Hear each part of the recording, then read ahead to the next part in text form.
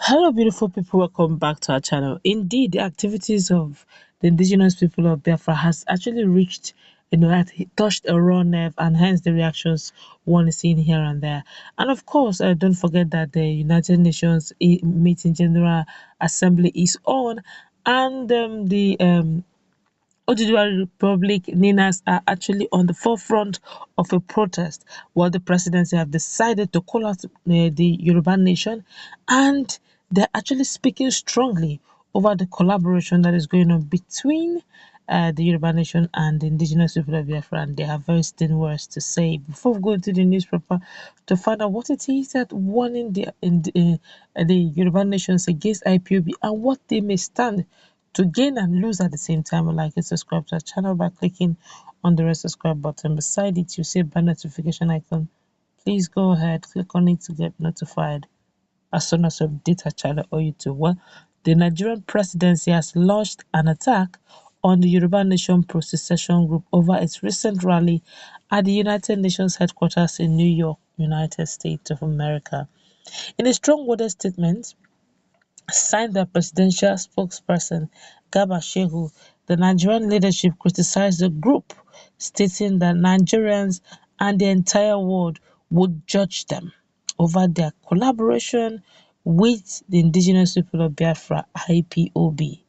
The statement reads in full: For Nigerian diaspora groups to use the world's largest platform, the United Nations General Assembly, to garner attention to their causes is not unexpected. It is not unexpected. It was, however, shocking to see Yoruba Nation advocates yesterday unequivocally throw their lot in with indigenous people of Biafra (IPOB). IPOB is a designated terrorist organization. It has now publicly revealed a 50,000 strong paramilitary organization.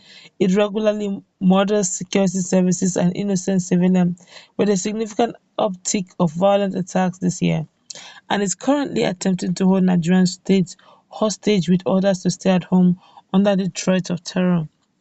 Without doubt, Nigerians and the entire world will judge Yoruba Nation by the company it keeps. No one can take seriously this organization if it continues its IPOB association when their allies systematically trample human rights. It raises sober questions about their claims to uphold the values of the United Nations.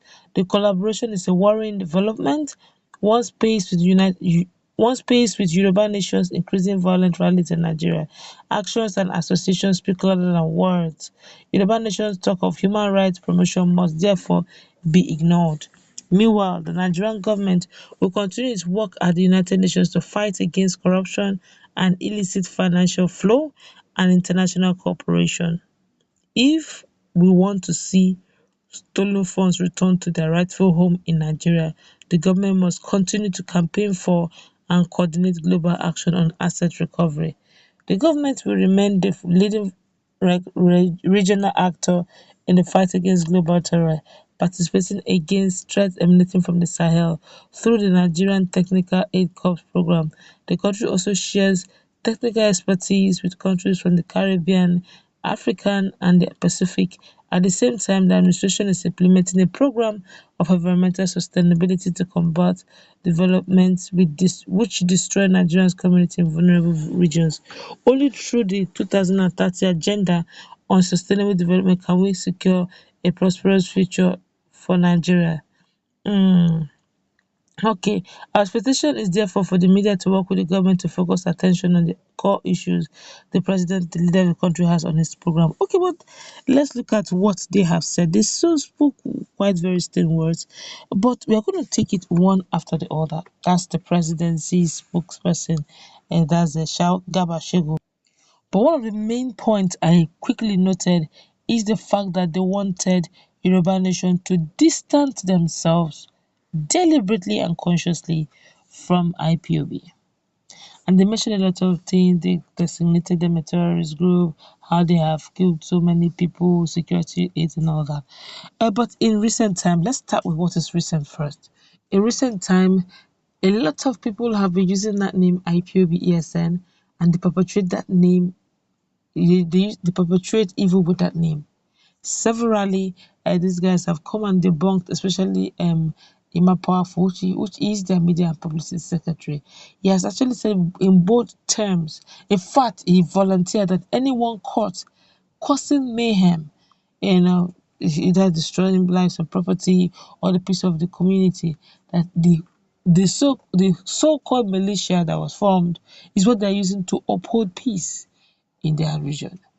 Now, I begin to see that yes, like a Gabashev said, being that you are not even an insider, you may not know, since everybody keeps shouting IPOB, IPOB, it is, or ESN, ESN, it is them that can tell you this is not the member of IPOB, this is not the member of ESN. So these guys are actually impersonating. Because about, I guess Gabashev is talking on the grounds of what he has heard, but then on the grounds of what Ima Powerful has known, it's a case of impersonation. Then the second one is a case of association. They're talking about the issue of Yoruba Nation association pari passu with IPOB. They've actually formed an alliance. It's not today. They formed it for a long while. Although Professor Akintoye was saying something that they will get Yoruba nations, but it's going to be bloodless, as in without violence. And they're hoping to go through this meeting and explain their plight. But as it is, a lot of persons have been talking about IPOB, saying that they're a terrorist group. No right thinking person who took their time out from the militia will now use the same militias, to put their people in harm's way. I guess it's a case of dialogue. Okay, let's live and let's live. Instead of pointing like our security agencies may be overwhelmed. They're looking here, looking at dialogue is always the key first before you start using the last resort, which may be some sort of, arrest and all that. But other than that, dialogue should have been the very first. And they're now saying some persons are already from comments, we are getting from our feeds. Some persons are saying that the divide and rule has begun. I guess what they mean is that divide Nigerians into different ethnic groups so that all they think of is my fellow language person, my fellow ethnic person, and not what it should be. So as it is, some persons are saying that they're beginning using the divide and rule so that the alliance and the strong forces they form, once broken into pieces, may not be strong enough to push for their secession. Be that as it may, they're just generally telling the Yoruba nation to distance themselves from IPOB. Maybe that's so that they will not think that already IPOB have a track record of what I wouldn't know. But let's move to that conversation. This is really getting quite interesting. What's your take on what the presidency said? I for one believe that nobody would deliberately put injure his own just to spite the face. I guess there's some one or two things that does not meet the eye.